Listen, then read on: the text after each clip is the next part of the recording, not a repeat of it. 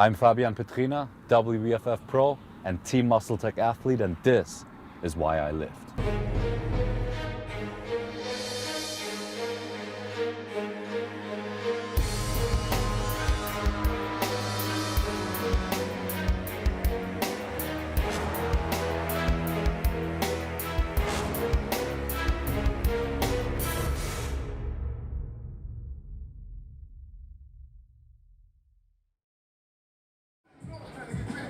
What up, man? How are you? Best friend, good. Best friend.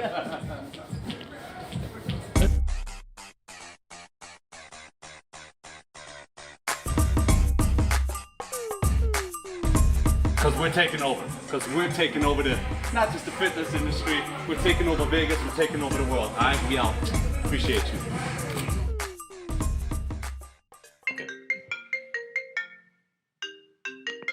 Hallo?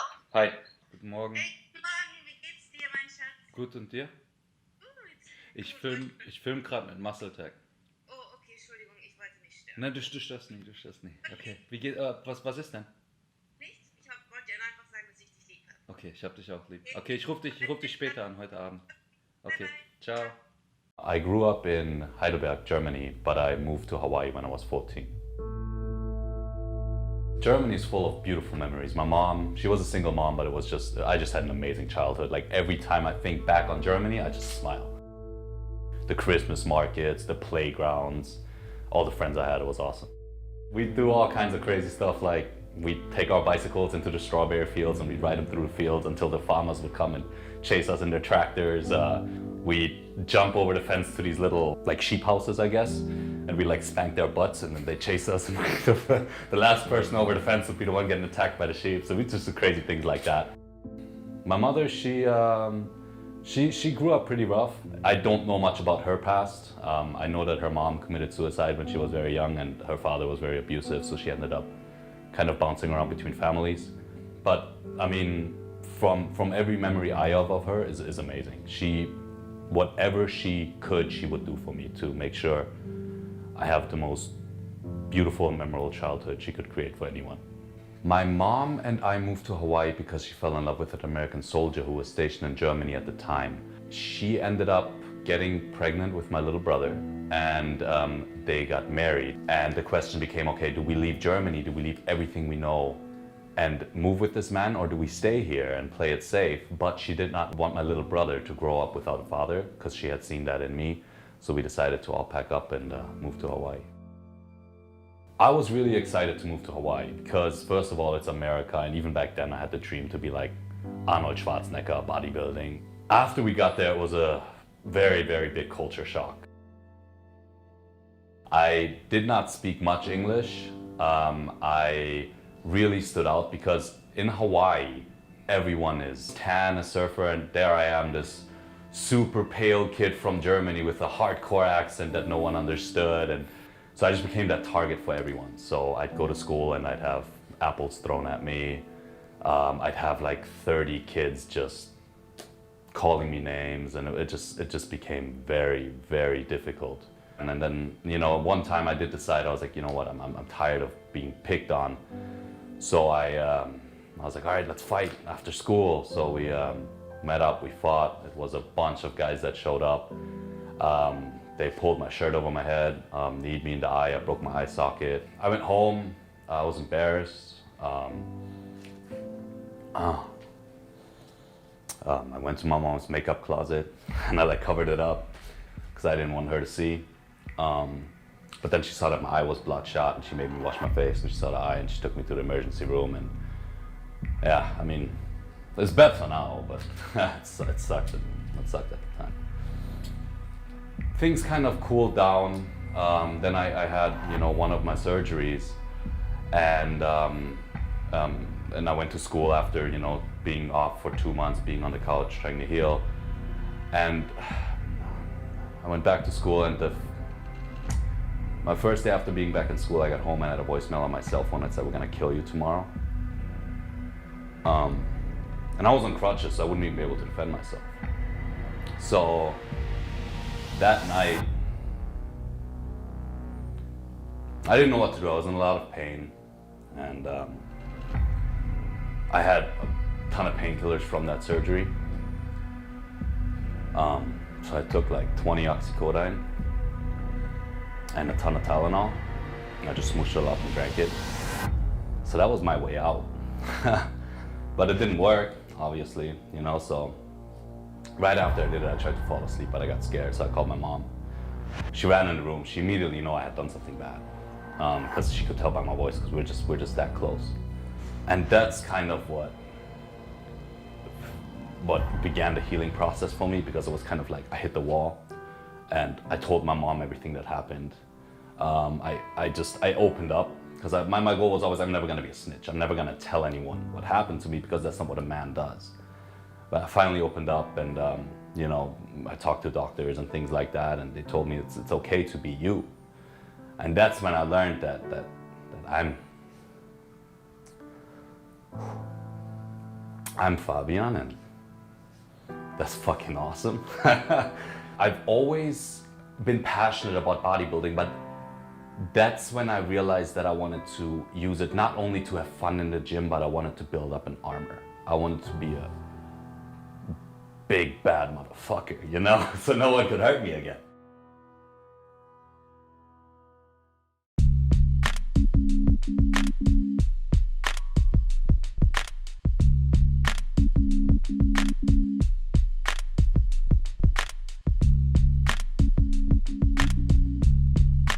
So every morning, first things first, I'll pop out of bed. I think this is the most important thing to do, is I take a multivitamin. Just to start my day.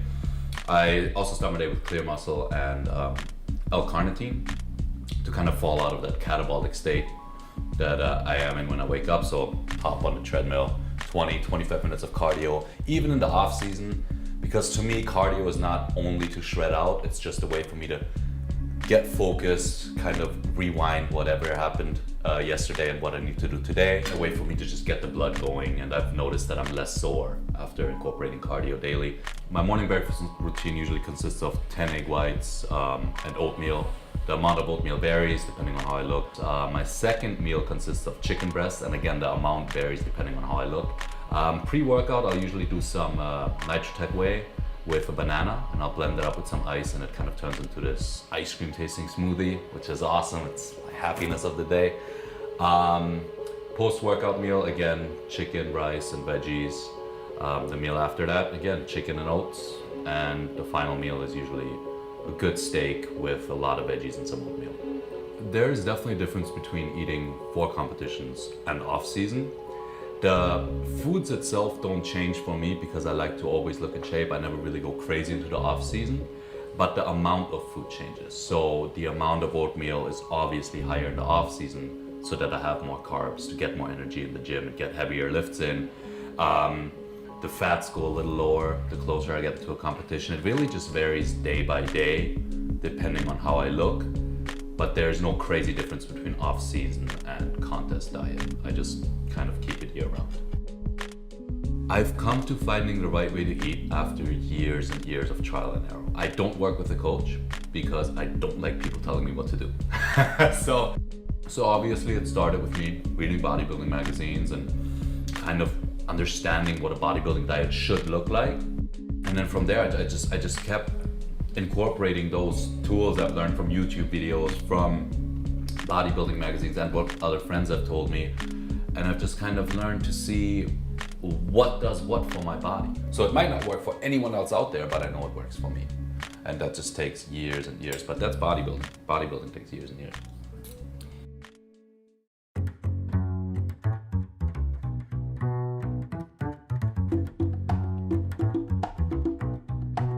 So to me, living in Vegas is the perfect environment for bodybuilding. Not only is it's an extremely low cost of living, but the fitness community is huge here. I mean, there's so many top bodybuilders living. The Olympia is here, the WBFF World Championships is gonna be here this year as well. So yeah, Vegas is definitely, in my opinion, it's the new Venice. My favorite part of Vegas is the heat. I love the desert heat. I don't really like Vegas that much in the winter, but in the summer when it's nice and hot, I love it. It gives me a lot of energy. It's just, I love it.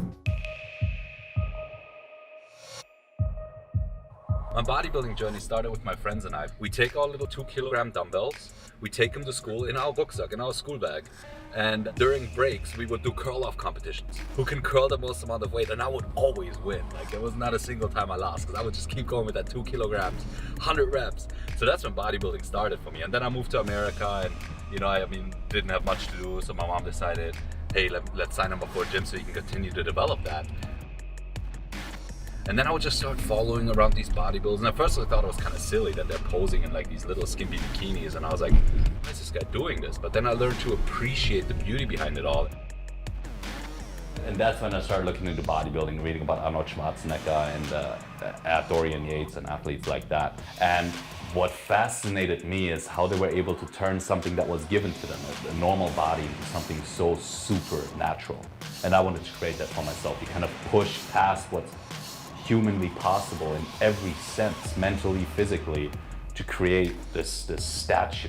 And I wanted to do that with my body.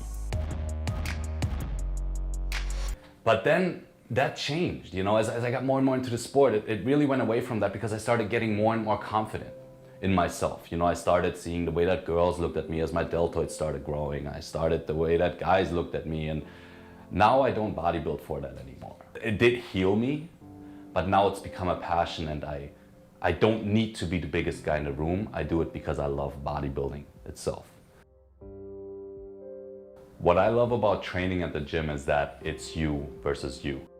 First of all, if you win a competition, no one did that for you. You did that. If you lose a competition, you can't say my teammate passed me the ball incorrectly. No, it's you were lazy. You messed up on your diet. You weren't good enough.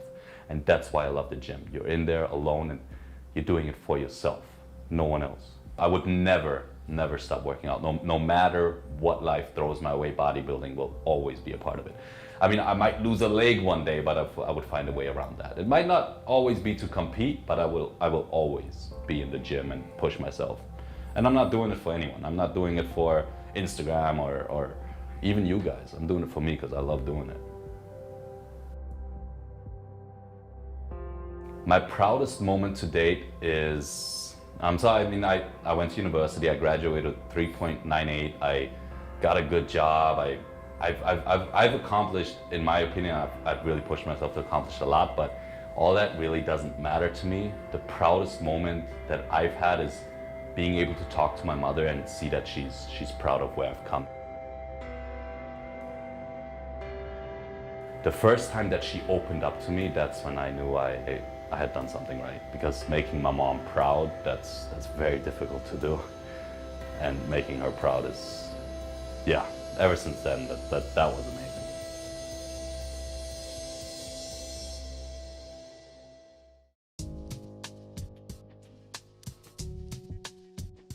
I think that finding your passion is what's gonna help you overcome whatever obstacles are in front of you. And this is whether you're young or old. I believe that finding that thing that you were put on this earth for, that thing that just takes you away from reality for a minute or two. It can be bodybuilding, it can be playing the violin, it can be anything. That one thing that just makes you, you. I think finding that and developing that further and further is what's gonna in turn build your self-confidence. And the more confident you are, the more likely it'll be that anything that comes in front of you will just be shattered. Like nothing can stand in your way.